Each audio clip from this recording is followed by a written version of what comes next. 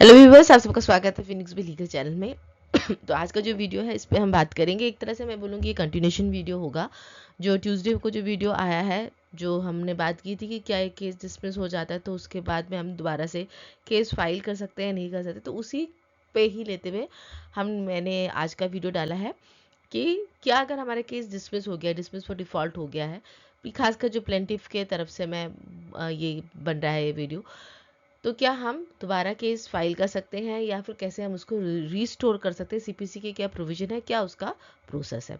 तो आज का वीडियो इसी के बारे में होने वाला है। तो वीडियो को हम स्टार्ट करते हैं उससे पहले मैं आप सबसे रिक्वेस्ट करूंगी कि इस चैनल को लाइक से सब्सक्राइब ज़रूर कर लीजिएगा। फिनिक्स पे लीगल जो चैनल है ये खासकर फर्स्ट जनरेशन लॉयर्स के लिए है यहाँ पे, और साथ में लिटिगेंट्स के लिए भी है। यहाँ पे हम सुप्रीम कोर्ट के जो जजमेंट जो आते हैं उसको एक आम भाषा में समझाने की कोशिश करते हैं, जो सीपीसी के जो प्रोविजंस हैं उसको एक आम भाषा में लाने की कोशिश, या बहुत ही सीधी भाषा में लाने की कोशिश करें ताकि वो सबके समझ में आ सके। फिनिक्स बे लीगल जो है वो खासकर फर्स्ट जनरेशन लॉयर्स के लिए काम करता है, उनको सपोर्ट प्रोवाइड करवाता है। हम बहुत तरह के सारी तरह के लीगल फॉर्मेट्स हम लाते हैं। आप चाहे तो उसका सब्सक्रिप्शन ले सकते हो, और कभी कोई ड्राफ्टिंग में परेशानी हो रही है या फिर कोई फॉर्मेट्स आपको नहीं मिल रहा तो हमें मेल कर सकते हो, हम आपके लिए वो लेकर आएंगे। साथ ही साथ में हम बहुत सारे स्किल डेवलपमेंट कोर्सेज के साथ में आते हैं। ड्राफ्टिंग का कोर्सेज हो गया या फिर कोर्ट के प्रैक्टिस को लेके कोर्सेज हो गया, उसके साथ में हम आते हैं। इसके साथ में हम आपको इंटर्नशिप भी प्रोवाइड करवाते हैं, साथ साथ में जॉब भी प्रोवाइड करवाते हैं। जस्ट इन केस कोई कारण से नहीं हो पाता है तो हम मनी बैक की गारंटी भी आपको देते हैं। ये एक फर्स्ट जनरेशन लॉयर्स का एक मेंटोरशिप का हम करते हैं। कोई भी तरह का कैरियर को लेकर उनको इशू हो रहा है या फिर वो कुछ गाइडेंस चाहते हैं तो फिनिक्स बे लीगल का सपोर्ट या हेल्प ले सकते हैं। तो चलिए अब आगे करते हैं वीडियो को लेकर। तो देखिए हमारे सीपीसी में एक प्रोविजन है ऑर्डर 9 रूल 9। ऑर्डर 9 रूल 9 आने से पहले मैं जो ट्यूसडे का जो मेरा जो वीडियो था उस जिस पे हमने बात करी थी कि रेस जुडिकेटा के ऊपर में, कि अगर एक केस हमारा डिसाइड हो जाता है ऑन मेरिट्स पर, अगर वो डिसाइड हो जाता है तो वहाँ पर हम दोबारा से केस फाइल नहीं कर सकते क्योंकि वो ऑन मेरिट होके डिसाइड हुआ है। लेकिन कभी कभी ऐसा सिचुएशन भी आ जाता है जहाँ पर हमारा केस मेरिट पे तो डिसाइड नहीं होता है, वो डिसमिस फॉर डिफॉल्ट हो जाता है फॉर नॉन अपीयरेंस। ये खासकर मैं प्लेंटिफ के लिए बोल रही हूँ। तो ऐसी स्थिति में प्लेंटिफ के पास में सबसे बेस्ट जो रहता है कि उसको पता चला कि भैया मेरा केस तो डिसमिस ही हो गया। क्यों डिसमिस हुआ? डिग्री हुई उसमें नहीं हुई क्योंकि अपीयरेंस नहीं था वहाँ पर, या तो वकील का अपीयरेंस नहीं था या फिर प्लेंटिफ का भी अपीयरेंस नहीं था, या दोनों का ही अपीयरेंस नहीं था और केस डिसमिस फॉर डिफॉल्ट हो गई। अब ऐसे सिचुएशन में आप क्या करोगे भैया? कोर्ट फी आपने दे दी है, वकील को फीस भी आपने दे दी थी, तो अब आप ऐसे सिचुएशन में आप क्या करोगे? तो सीपीसी में इसमें एक बहुत अच्छा प्रोविजन दिया गया है, वो है ऑर्डर 9 रूल 9 का। ये बात करते हैं रेस्टोरेशन। रेस्टोरेशन का मतलब, अगर आपका कोई केस डिसमिस फॉर डिफॉल्ट हो गया है तो इस प्रोविजन के थ्रू पे आप उस केस को वापस रीस्टोर कर सकते हो।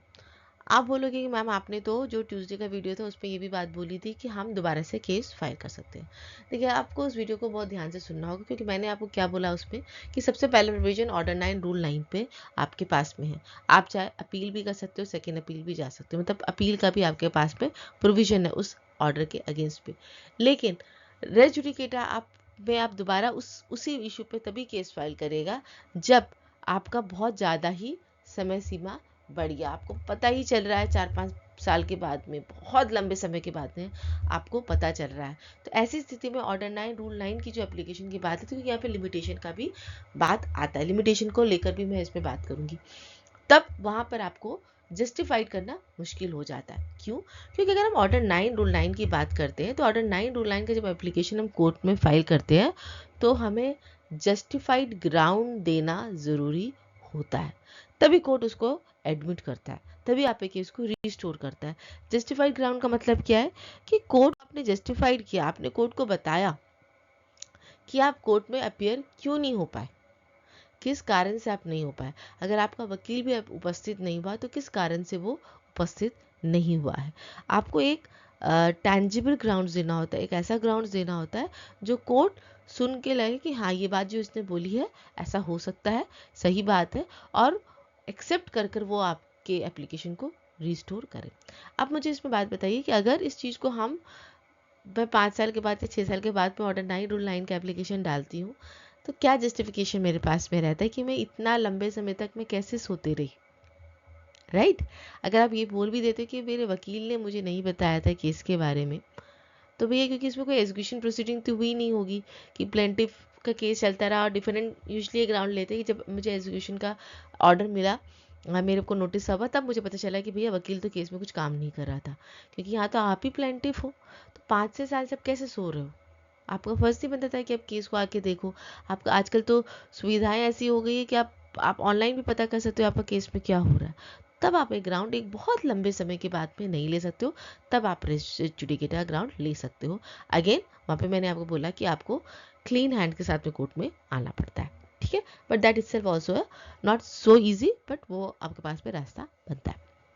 तो यहाँ पे बात अब जब हम कर रहे हैं ऑर्डर 9 रूल 9 की, तो लिमिटेशन जब यहाँ पे बात है तो क्या लिमिटेशन है? अगर हम ऑर्डर 9 रूल 9 की बात करें तो लिमिटेशन के हिसाब से यहाँ पे 30 डेज का लिमिटेशन है। लेकिन अधिकतर लोगों को 30 डेज तो पता भी नहीं चलता है कि उनका केस डिसमिस फॉर डिफॉल्ट होगा। यूजली ये टाइम लिमिट जनरली जो देखी जाती है 6 महीने के बाद में, 8 महीने या फिर 1 या 2 साल के बाद में ही पता चलती है। तो यहाँ पर आप क्या हेल्प ले सकते हो? यहाँ पे भी सीपीसी का एक प्रोविजन है जिसके साथ आप एप्लीकेशन फाइल कर सकते हो, और वह है section 151।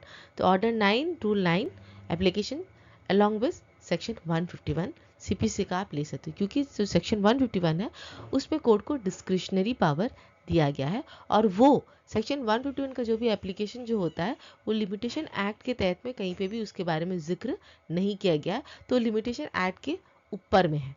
So there is no time limit. So whenever एक एप्लीकेशन आप फाइल करो, ऑर्डर 9 रूल 9 का एप्लीकेशन 30 डेज के बाद में फाइल करो, it has to be with section 151, आपको उसमें लिखना ज़रूरी हो जाता है। तो आपको जो लिमिटेशन पीरियड की जो बात आती है वहाँ पर आपको वो काटता है। यहाँ पे अगेन वो बात आपकी आती है, आपने लिखा है साथ साथ आपको जो ग्राउंड्स आप कोर्ट को दे रहे हो, दैट इज़ वेरी इंपॉर्टेंट कि क्यों नहीं आप अपेयर हो पाओगे। That has to be a very satisfactory ground. एंड वो जब ग्राउंड जब कोर्ट सुनता है, क्योंकि यहाँ पे अगर आप 30 डेज में, अगर आपने अपनी एप्लीकेशन 30 डेज में आपको पता चल कि गड़बड़ हो गई, आपने फाइल कर दी, तो you have to show the reason कि उस डेट में आपने क्यों नहीं आपने अपेयर हुए थे, क्या कारण, क्या बहुत बीमार हो गए थे, कोई इमरजेंसी सिचुएशन हो गया था, क्या हुआ। अगर 1 साल का पीरियड है तो आप क्या ग्राउंड ले रहे हो, आप जो भी ग्राउंड ले रहे हो उसका आपके पास में डॉक्यूमेंट्री प्रूफ अगर रहता है तो बहुत बढ़िया होता है। लेकिन आप एक ऐसा ग्राउंड ले रहे हो जिसका आप डॉक्यूमेंट्री प्रूफ ही नहीं बता रहे हो, तो चांसेस बहुत कम हो जाते हैं कि कोर्ट उस एप्लीकेशन को अलाउ करेगा। देयरफॉर जो ग्राउंड है वो एक सेटिस्फैक्ट्री ग्राउंड के साथ में आपको डालना होगा ऑर्डर 9 रूल 9 का एप्लीकेशन, तभी जाकर कोर्ट उसको अलाउ करता है।